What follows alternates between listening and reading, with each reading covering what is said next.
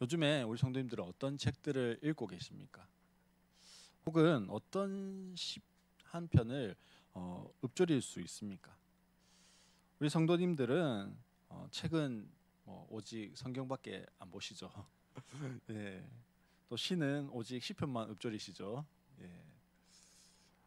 사실 이 질문은요, 성도들에게 하면서 또 저 스스로에게도 하는 질문이기도 한 것 같습니다. 그리고 깨닫게 되어집니다. 내가 좋아하는 시가 뭐가 있지?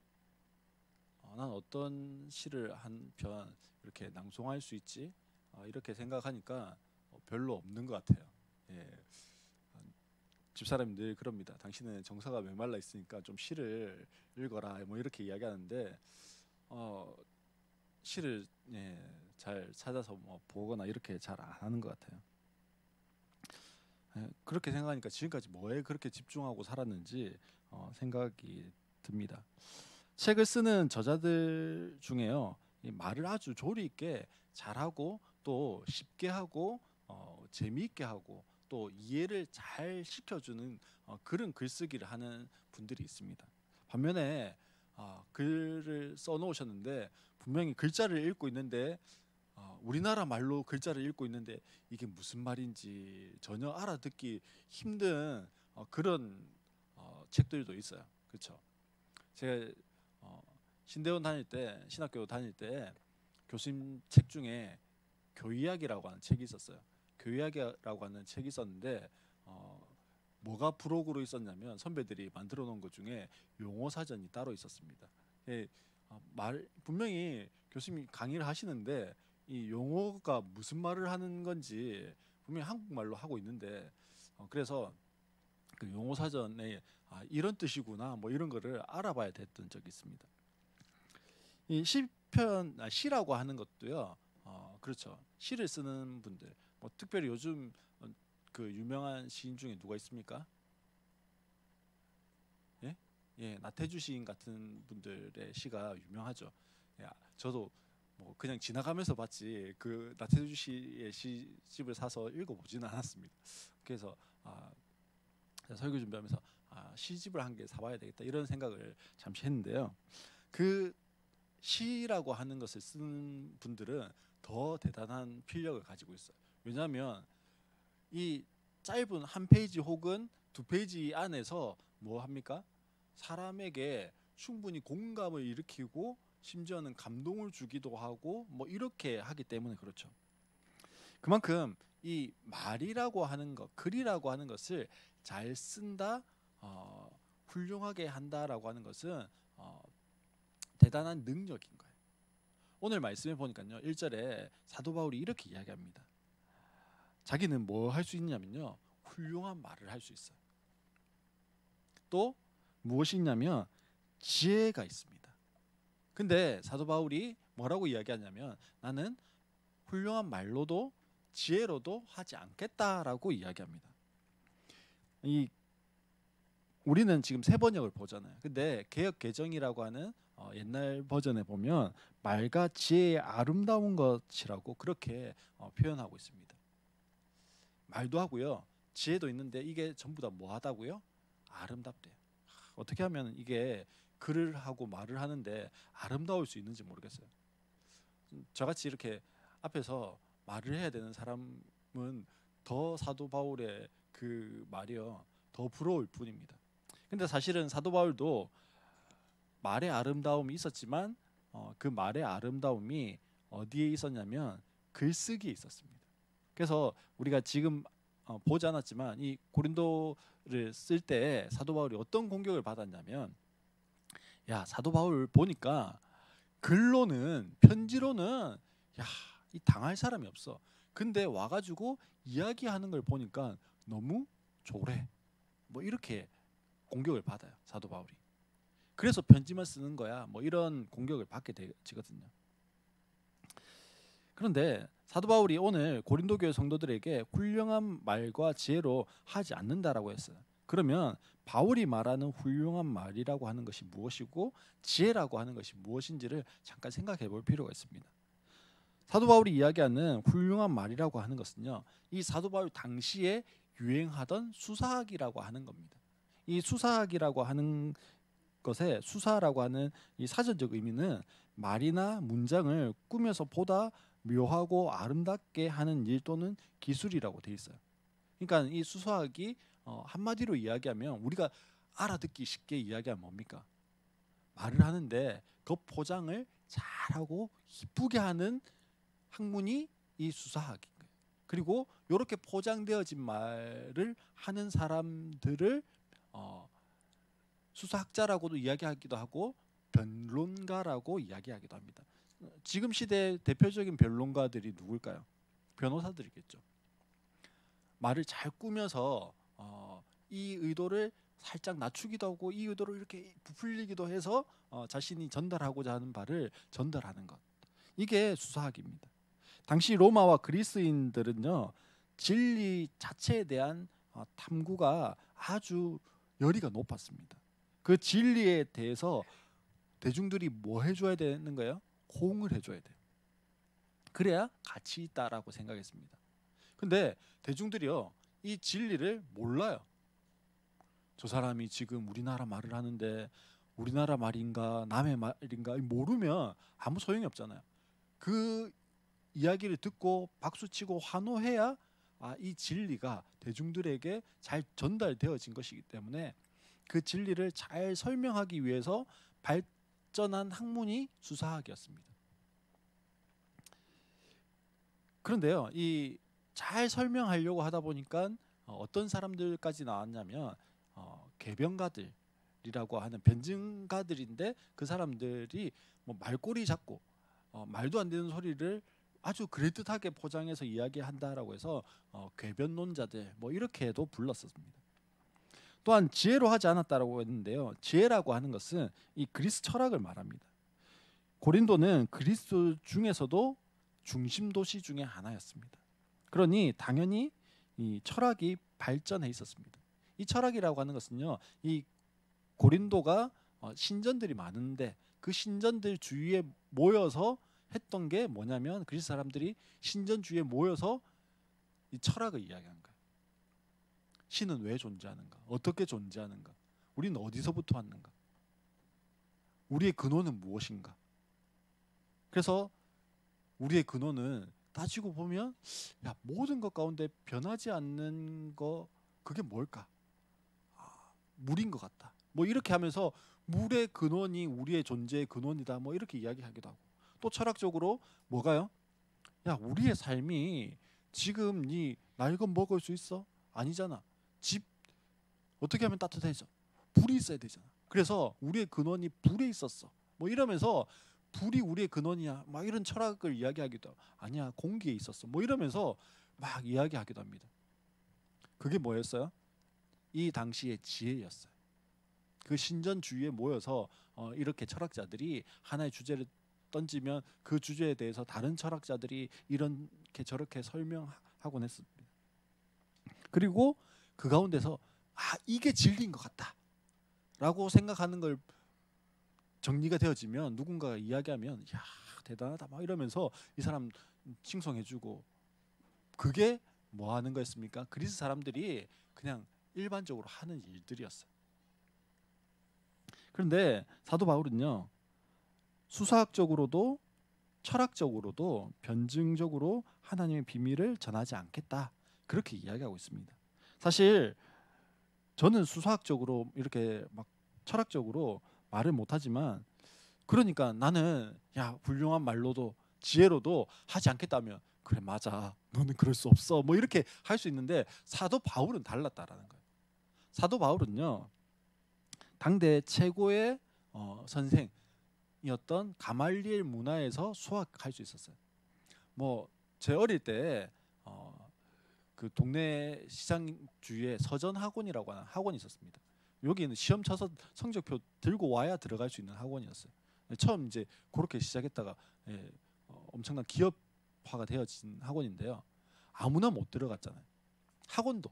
근데 이 당시에 가말리엘 문화라고 하는 것도요. 그냥 내가 나 저기서 공부하고 싶어요 한다고 들어갈 수 있는 게 아니고요.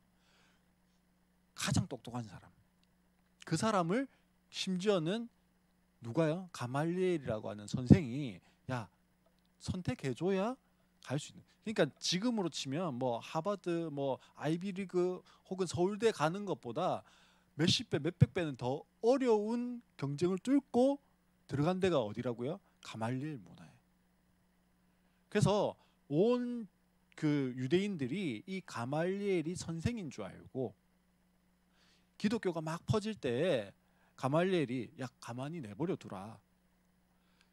그게 진리면 그대로 두어야 되는 것이고 그게 가짜면 누구누구처럼 어느 시점 가가지고 없어지고 망하게 될 거니까 그냥 가만히 내버려둬 했을 때 사람들이 그 가말리엘 선생의 이야기를 듣고 오 하면서 전부 다 수긍했다 할 정도로 그 당대 최고의 학자가 이 율법학자가 바로 가말리엘이었고요. 그 제자가 사도 바울이었습니다. 그리고 혈통적으로는요 베냐민 지파다 이랬어요. 이 남유다라고 하는 나라와 북이스라엘이라고 하는 두 나라가 갈라져서 솔로몬 이후로 갈라져서 나라가 생겼는데요. 북이스라엘은 10개의 지파가 모여 있었고 남유다는 유다 지파 그리고 베냐민 지파 두 지파만 모여서 나라를 만든 게 남유다였습니다. 물론 왕들은 다 유다 사람들이 유다 지파에서 나오지만 나머지 한 지파가 베냐민 지파였어요. 그러니까 당연히 베냐민 지파와 유다 지파가 있는 남유다가 작았겠죠. 근데 북이스라엘이 먼저 망했어요. 그리고 이 아시리아라고 하는 나라의 포로로 다 잡혀갑니다. 이 아시리아가 썼던 정책은 민족 혼합 정책이었어요. 민족 말살 정책입니다. 그래서 내 민족, 내 언어가 없어지고 아시리아라고 하는 한 나라에 속해 있으면 뭐 할 생각을 못 할까요? 반란을 일으키거나 독립을 할 생각을 못 한다라고 생각했습니다. 그래서 북이스라엘 사람들은요 잡혀가가지고 전부 다 뭐가 됐을까요? 혼혈이 많이 됐어요. 그렇게 해서 혼혈이라고 손가락질을 받는 사람들이 성경에 보면 사마리아 사람들입니다. 그래서 이 사람들하고는 뭐 말도 제대로 안 하고 개취급하면서 그렇게 지내던 사람들입니다. 근데 반면에 남유다도 망했어요. 근데 바벨론이라고 하는 나라에 망했습니다. 그래서 이 바벨론은요 우리는 세금만 잘 내면 돼. 그러니까 너희 살던데 그냥 그대로 살고 민족들 굳이 썩지 않아. 뭐만 내? 세금만 잘 내. 그러니까요 유다와 베냐민은 혈통이 어떻게 됐을까요? 그 지파는 그대로 보존이 되었어요. 이스라엘 12지파 가운데서 혈통적으로 가장 깨끗한 지파가 어딜까요? 그러니까 유다와 베냐민입니다. 그러니 베냐민 지파는요 당연히 무엇이 있습니까? 가문에 대한 프라이드가 하늘을 찌를 만큼 높은 가문이 바로 베냐민 지파입니다. 종교적으로는 어떻습니까? 유대교를 믿는 열심히 특심한 사람이었습니다. 그 모든 것 속에서 가지는 지혜와 지식이 충분히 있었다라는 거죠. 바울이 그렇게 지식을 사용한 곳이 성경에 보면 등장을 해요. 자기가 가지고 있던 최고의 학문과 가문과 이 수사학적인 것, 철학적인 것을 총동원해 가지고 사용했던 게 있습니다. 사도행전 17장에 보면 사도 바울이 전도하다가 쫓겨서 일행들과 떨어져서 먼저 아테네에 오게 되어집니다. 아테네에 와서 보니까 우상들이 가득해 있는 것, 신전들이 막 있고 막 이런 걸 보고는요 바울에게 어떤 마음이 들었냐면 분노하는 마음이 들었어요. 그렇게 해서는 그 신전 옆에 모여 있다고 했잖아요. 신전 옆에 가가지고 철학자들과 논쟁을 합니다. 그 성경에 보면 우리 뭐 옛날에 학교 다닐 때 그 배웠던 거로 하면은 에피쿠로스 학파, 그 학파의 사람들과 논쟁을 하게 되어져요. 근데 이 에피쿠로스 학파와 논쟁을 할 때 사도 바울이 뭐라고 이야기하냐면 야 너희들 가운데 종교심이 많고 한 걸 우리가 잘 알겠다. 그래서 너희들 가운데 보니까 뭐라고 돼 있냐면 알지 못하는 신에게라고 하는 그 재단도 있던데 하면서 막 그 종교와 철학을 막 믹서해 가지고 설명을 막 합니다. 그렇게 해서 어떻게 됐을까요? 사도 바울이 그곳에서 논쟁에선 승리했어요. 이겼어요. 근데 쫓겨납니다. 그런 경험이 있어요. 그래서 내 가지고 있는 지식과 철학을 따라서 훌륭한 말의 언변을 가지고 복음이 전해지는 것이 아니라 무엇으로요? 십자가의 보혈의 능력으로 그 복음이 전해지는 거구나. 사도 바울이 알게 되어집니다. 그래서 뭐라고 이야기합니까? 내가 그런 수사학적인 뛰어난 철학으로 하는 것이 아니야. 오직 뭐가요? 그 가운데 빠져있던 그것, 예수 그리스도, 예수 그리스도의 사랑. 그래서 내가 유식해지는 것이 아니라 내가 무식해지고 내가 무시당해서 예수의 사랑이 드러나게 하기를 원한다라고 사도 바울이 지금 이야기하고 있는 겁니다. 그래서 바울은요 2절에서 예수 그리스도 곧 십자가에 달리신 그분밖에는 아무것도 알지 않기로 작정하였습니다. 그렇게 말씀하는 겁니다. 예수 만나기 전에 바울이 너무 많이 알기로 작정한 사람이고 자랑할 것이 많은 사람이고 지혜가 많은 사람이었습니다. 그래서 내 열심이 있었습니다. 하지만 그 열심이 하나님을 대적하는 것이었고 예수님을 핍박하는 것이었습니다. 그러다가 예수 만난 이후에 바울이 고백합니다. 빌립보서 3장 8절에 보면 바울이 뭐라고 고백합니까? 내가 알던 모든 것을 내가 배설물로 여긴다. 우리 세번역에 보면 오물로 여긴다 이렇게 돼 있습니다. 배설물이 뭐예요? 똥으로 여긴다. 1장에서 말한 십자가에도 십자가의 복음, 십자가의 사랑 그것으로 충분하다라는 거예요. 그 십자가가 바울의 삶을 지금까지 이끌어왔다라는 겁니다. 분명 바울은 훌륭한 말을 할 수 있는 사람이면서 말로 하는 것이 아닙니다. 지혜로운 사람이면서 지혜로 하지 않습니다. 바울 자신은 오직 예수와 십자가에 달린 그분밖에는 아무것도 알지 않기로 작정했습니다. 그러면요, 왜 바울은 훌륭한 말과 지혜로 하지 않으려고 할까요? 실패한 경험 때문에요? 그것도 맞습니다. 그런데 왜 훌륭한 말과 지혜로 하지 않을까요? 4절 말씀해 보면 이렇게 기록하고 있습니다. 성령의 능력이 나타낸 증거로 한 것이라고 말씀합니다. 뭘로 한 거라고요? 성령의 능력으로. 성령의 능력이 자신의 훌륭한 말보다 자신의 지혜보다 더 드러나고 홀로 영광 받으셔야 한다라는 거예요. 말로는 그게 맞아요. 모든 영광을 하나님께 올려드립니다. 이게 맞아요. 그리고 그것을 잘 알고 있습니다. 하지만 우리는요, 우리 안에 나도 모르는 나 자신이 드러나기를 원하는 무엇이 있을까요? 교만한 마음이 찾아올 때가 있습니다. 분명히 입으로 하나님이 하시는 겁니다. 그러면서 속으로는 내가 좀 대단하긴 하지. 이런 교만이 우리 안에 찾아온다라는 거예요. 그래서 성경은 뭐라고 이야기합니까? 성경 말씀 보면 잠언 말씀에 선자는 넘어질까 주의하라라고 말씀합니다. 그만큼 우리가 뭐 하기 쉬운 거예요? 교만하기 쉽습니다. 기장 이렇게 넘어가는데 보면요, 저기 죽성입니까? 거기 넘어가는데 보면 신앙촌이라고 있어요. 옛날에 신앙촌 하면은 뭐가 유명했는지 혹시 아십니까? 간장, 스타킹 뭐 이런 거 유명했습니다. 신앙촌을 다른 말로 천부교라고 불러요. 이 천부교를 만든 사람이 박태선이라고 하는 사람입니다. 이 사람은요, 원래 장로교회의 장로였어요. 그러다가 하나님이 주시는 능력을 받았어요. 은사들이 나타났어요. 그래서 병든 사람들이 치유되기도 하고, 심지어는 자기가 손 얹은 물을 마시면 병이 치유되어지는 그런 능력도 나타났습니다. 얼마나 놀라운 능력입니까? 근데요, 그 안에 뭐가 들어왔어요? 교만함이 들어왔습니다. 내가 한 것이 아니라 성령의 능력으로 했는데 뭐가요? 그 안에 와, 장로님 너무 대단하세요. 장로님 너무 멋져요. 와, 어떻게 그런 능력이 나타나? 이런 말을 계속 듣다 보니까 나도 모르는 사이에 내가 대단한 사람이네. 내가 좀 뭔가 할 수 있는 사람이네. 그래서 심지어는 어떻게 됩니까? 내가 재림 예수야.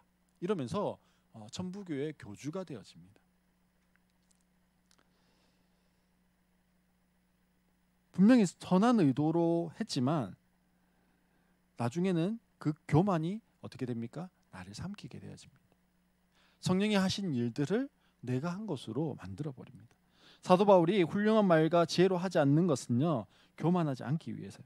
교만하다는 것은 하나님이 드러날 여지가 없는 겁니다.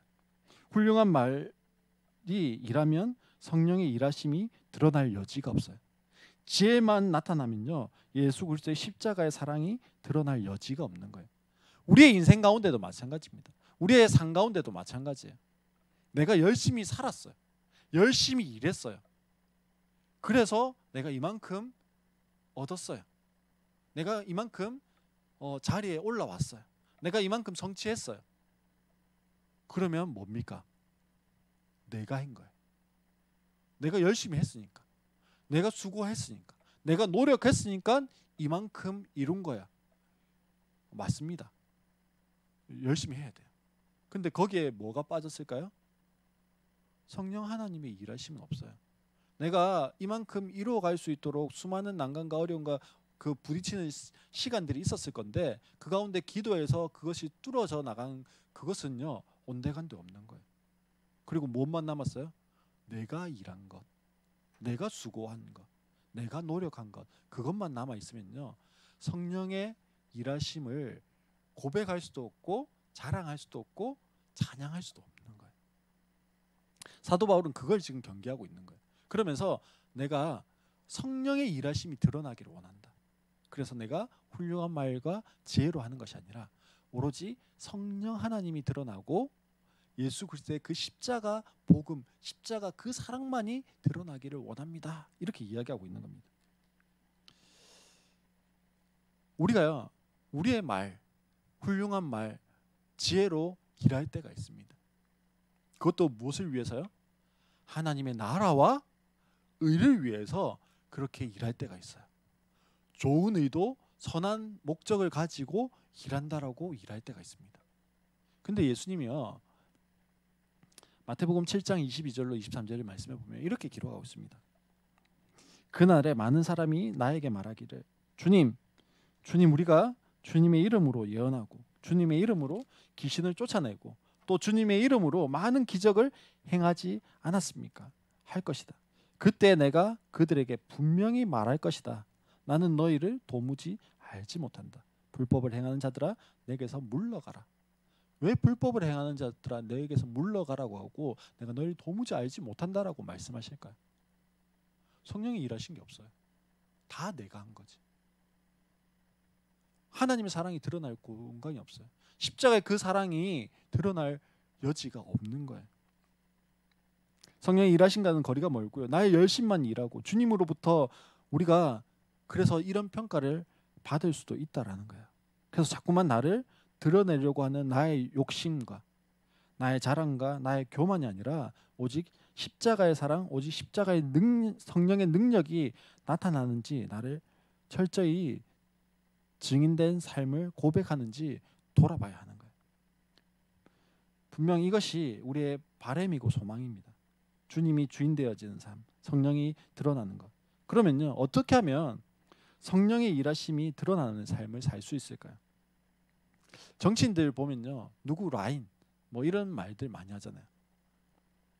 그래서 뭐 친이, 친박, 뭐 친노, 친문 뭐 이런 표현들을 막 씁니다. 요즘에는 뭐 핵관 뭐 이런 말들 쓰죠.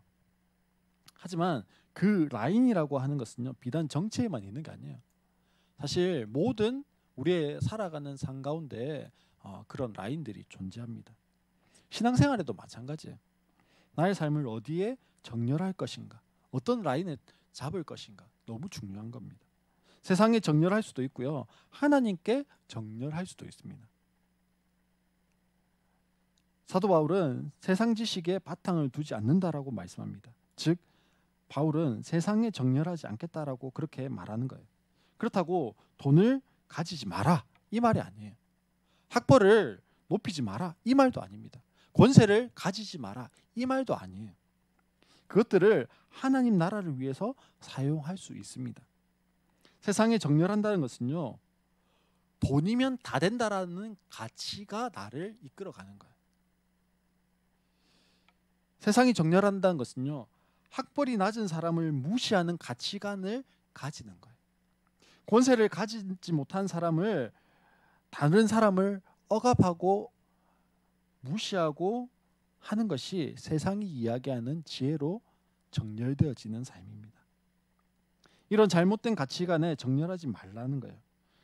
이것은 하나님과 반대되는 것이기 때문에 그렇습니다. 반면에 하나님께 정렬된다는 것은요, 야, 넌 하나님께 정렬되어져 이러면서 우리 간사님에게 하나님께 정렬되어지, 세상에 정렬되지 마 이렇게 한다라고 해서 하나님께 정렬되어진다라는 것이, 간사님은 돈이 없어야 돼, 간사님은 학벌이 낮아야 되고, 간사님은 권세에 자꾸만 시선을 돌리면 안 돼, 이 말이 아니라는 거예요. 하나님의 뜻과 하나님의 마음을 가지고 나의 물질과 나의 그 학벌의 지식과 권세를 사용하는 자가 되어야 한다라는 거예요. 그리고 하나님께 정렬한다는 것은요, 하나님 나라의 가치관으로 무장한다라는 거예요. 우리가 하나님께 정렬할 때 우리의 삶의 우선순위가 달라지게 되어져 있는 겁니다. 돈이 중요해요, 분명히. 우리가 지금 에어컨을 켜는 것도, 불을 켜는 것도, 뭐 입에 커피 한 잔을 넣는 것도 전부 다 뭐가 있어야 됩니까? 돈이 있어야 되는 거예요. 그러나 예배로 모이는 게 더 중요하다라는 거예요. 공부하는 것이 중요합니다. 좋은 성적과 학위를 가지는 게 중요해요. 그러나 말씀의 가르침, 그것이 더 중요하다라는 거죠.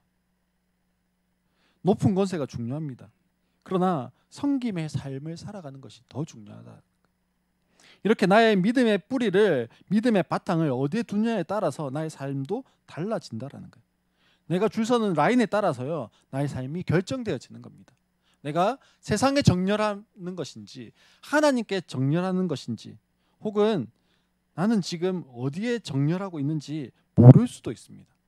사랑하는 성도 여러분, 세상에 정렬해 계십니까? 하나님께 정렬해 계십니까? 아니면 나 어디에 정렬해 있는지 모르겠어요, 그 상태에 계십니까? 그러면 어떻게 해야 될까요? 점검해 보아야 돼요. 우리 성도님들은 나의 한 달의 재정이 어디로 흘러가고 있습니까? 가정을 꾸리기 위해서는 당연히 필요한 지출되어지는 재정들이 있습니다. 하지만 내 재정의 우선순위가 무엇이고 무엇을 우선순위에 두고 내가 재정을 지출하고 있는가, 그것을 점검해 봐야 돼요. 그리고 내 재정이 내가 원하는 곳, 원하지 않는 다른 곳으로 흘러가는지 점검해야 됩니다. 그때는 분명히요, 내가 하나님께 정렬되어져 있는 것이 아니라 어디에 정렬되어져 있을까요? 세상에 정렬되어져 있어요. 그래서 자꾸만 뭐 하는 걸까요? 사탄 마귀는 뭐 하는 자예요? 도덕질하는 자예요. 그래서 우리가 하나님 앞에 우리의 재정을 사용하지 못하도록 자꾸만 뭐 할까요? 훔쳐갑니다. 내가 사고를 당하고, 내가 무엇 실수를 하고, 뭐 다른 것을 하고, 이렇게 하면서 어떻게 해요? 그 재정이 그곳으로 흘러가도록, 세어버려 나가도록, 세어진 전대가 되도록 해서 뭐 하지 못하도록요? 하나님께 그 재정이 가지 못하도록, 하나님의 일에, 하나님의 기뻐하시는 곳에 그 재정이 흘러가지 못하도록 만드는 겁니다. 두 번째로는요, 나의 시간을 어디에 많이 사용하는가 점검해 봐야 돼요. 저도 드라마를 좋아하고요, 영화를 좋아합니다. 그래서 옆에서 늘 잔소리 주는 아내의 눈치를 보면서요, 절제를 하게 되어집니다. 또 요즘에는요, 불꽃 같은 눈으로 저를 지켜보는 또 다른 눈이 있습니다. 누굴까요? 예, 원서율이에요. 서율이가 너무 미디어를 심하게 봐서 아이패드를 뺏었어요. 그리고 핸드폰도 손대지 마라 이랬더니, 예, 제가 뭔가 조금만 뭘 보고 있으면 불꽃 같은 눈으로 원서율이 지켜보고 있습니다. 그리고는 어떻게 할까요? 예, 원서율 때문에 보다가도 끕니다. 어쩔 수 없이 줄이게 만들어요. 그런데 어떻습니까? 사실 드라마 하나 정주행하기 시작하면요, 며칠 페인이 됩니다. 유튜브 몇 개 보고 나면요, 몇 시간 훌쩍 가 있어요. 그런 것들이요, 죄일까요? 죄가 아닐까요? 죄는 아니에요. 할 수 있습니다. 하지만 그것에만 집중하게 되어지면 하나님께 정렬되어지는 것이 아니라 세상에 자꾸만 뭐하게 되어질까요? 정렬하게 되어지는 겁니다. 반면 세 번째로 점검해 보아야 할 것은요. 나는 얼마나 기도하고 있을까요? 기도의 양이 중요합니다. 몇 분, 몇 시간 기도하는 것 너무 중요합니다. 또 기도의 질도 중요해요. 가족이 하루 종일 같은 집에 있는데 몇 마디 안 해요. 심지어는 대화가 아니라 카톡으로 이야기해요. 그러면 하루 종일 가족이 한 공간에 있어도 대화하는 가족일까요? 아닐까요? 마찬가지예요. 질이라고 하는, 기도의 질이라고 하는 것도 하나님하고 항상 있는 것 같지만 아니면 몇 시간씩 있는데 카톡으로 대화하는 가족과 같다면 아무리 기도의 양이 많아도 질이 떨어지면 하나님과 교제하는 게 아니죠. 그런데요, 기도의 양, 기도의 질 다 떠나서 우리 하루에 몇 번이나 하나님과 이야기할까요? 기도할까요? 하나님의 이름을 한 주간에 몇 번 불러보십니까? 밥 먹을 때 하나님의 이름 부르십니까? 우리 서유리는 요즘에 밥 먹을 때도 까먹고 안 해요. 하나님의 이름을 일주일에 몇 번 안 불러요. 그러면요, 하나님께 정렬된 삶이 될 수가 없어요. 또 한 주간에 나는 얼마나 말씀을 읽을까요? 아니, 매일 제가 카톡으로 말씀 묵상 올려드리잖아요. 그거를 한 주간에 몇 번이나 그 말씀이라도 그 묵상이라도 읽을까요? 사랑하는 성도 여러분, 지금 나 어떤 상태에 있는 것 같습니까? 내 삶이 하나님께 좀 정렬되어져 있는 삶 같습니까? 아니면 세상에 정렬되어져 있는 게 더 많은 사람인 것 같습니까? 간단한 몇 가지 질문들이지만 사실 내 삶이 어디로 향하고 있는지, 어디에 정렬되어져 있는지 너무나 분명하게 드러나는 것 같습니다. 저는 다 이런 거 하고 있기 때문에 우리 성도님들에게 이야기하는 게 아니에요. 저도 이거 원고를 적으면서 막 찔렸어요. 더 늘려야 되는 거구나. 기도의 시간, 말씀을 읽는 것, 심지어는 아까 서두에 이야기한 것처럼 시집을 하나 사가지고 그거 보는 것. 하나님께 정렬하는 삶이라고 하는 게요, 대단한 걸 이야기하는 게 아니에요. 나의 관심사와 나의 시간과 나의 물질과 나의 기도가 어디를 향하고 있는지, 나의 시선이 어디를 향하고 있는지. 아까 우리가 처음 불렀던 찬양, 그 찬양의 고백이 뭡니까? 내가 서 있는 곳 어디서나 하나님을 예배합니다. 일상으로 교회가 일상이 예배가 되고 예배가 일상이 되는 거예요. 대단한 걸 이야기하는 거 아니에요. 내가 있는 그곳에서 내 입술에서 찬양이 먼저 흘러나올 수 있는 사람. 내가 서 있는 그곳에서 힘들 때 10원짜리 20원짜리 쓰면서 힘들어가 아니라 하나님 너무 힘드네요. 오늘 너무 피곤하네요. 그렇게 하나님께 말을 걸어갈 수 있는 사람. 내가 힘들 때 명언집 찾아서 거기에서 위로를 받는 것이 아니라 하나님의 말씀이 생각나서, 아니면 오늘 묵상했던 그 말씀이 나를 좀 이끌어가서 나에게 힘이 되어지고 다시금 새로운 도전이 되어지는 그것이요, 하나님께 정렬된 삶이에요. 우리가 하나님께 정렬되어질 때 무엇이 나타납니까? 성령의 일하심이, 성령의 능력이 나타나는 거예요. 우리는 사도 바울처럼 뭐 하지 않으니까요. 네, 감사합니다. 감사합니다. 우리는 사도 바울처럼요, 훌륭한 말과 지혜로 할 수 없지만 적어도 무엇은 추구할 수 있습니까? 성령의 능력이 우리의 삶 가운데 나타나도록, 그것은 추구할 수 있어요. 그것은 소망할 수 있습니다. 그 소망을 위해서 우리가 시작할 수 있는 한 가지, 뭐 하는 걸까요? 간단해요. 드라마 정주행 하는 걸 좀 포기하는 거예요. 유튜브 하는 시간을 좀 줄이는 겁니다. 재정을 나의 유익을 위해서 쓰지 말라는 것이 아니라 좀 줄이는 거예요. 그리고 하나님이 기뻐하실 만한 일에 내 재정을 5,000원, 10,000원이라도 한번 흘려보내 보는 거예요. 그리고 내가 식사 시간에만 기도했다면 잠깐이라도 하나님 앞에 기도하는 그 시간을 가져보기로 결단하는 거예요.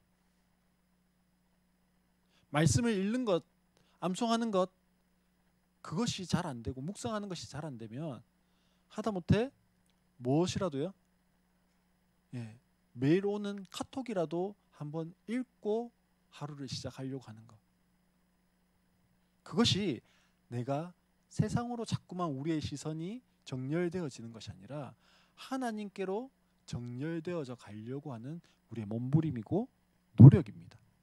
그때 무엇이 시작될까요?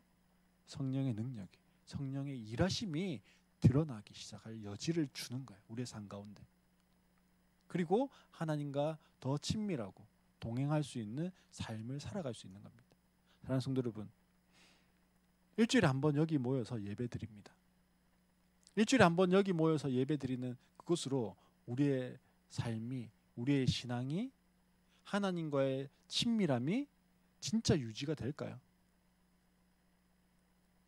아니요. 부부 사이도 한번 생각해 보세요. 일주일 동안 말 안 하다가 일주일 만에 이야기하려면 얼마나 서먹할까요? 근데 하나님과 일주일 동안 아무 대화 없이, 아무런 관계 없이 있다가 주일날 왔어요. 그러면 친해지는데, 하나님과 관계가 좀 친해지려고 하는데 얼마나 걸릴까요? 아마 이 예배가 이제 마치고 가려고 하면 하나님이 얘야, 뭐 서영아 이러면서 이제 좀 말을 걸어오려고 하실 수 있어요.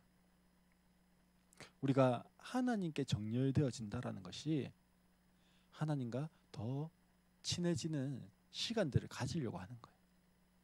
사랑하는 성도 여러분, 우리의 관심이 어디에 있습니까? 우리가 어디에 정렬되려고 해요? 우리의 몸부림이 하나님께로 자꾸 정렬되려고 하는 그곳으로 우리의 몸부림이 계속되어지기를 축원합니다. 그래서 하나님께 정렬되어진 이 한 주간, 그것을 위해서 우리가 끊어내야 될 것, 정리해야 될 것, 혹은 더 노력해야 되는 것들, 수고해야 되는 것들이 우리의 삶 가운데 규모 잡혀지는 우리 모든 성도님들 되시기를 주의 이름으로 축원합니다.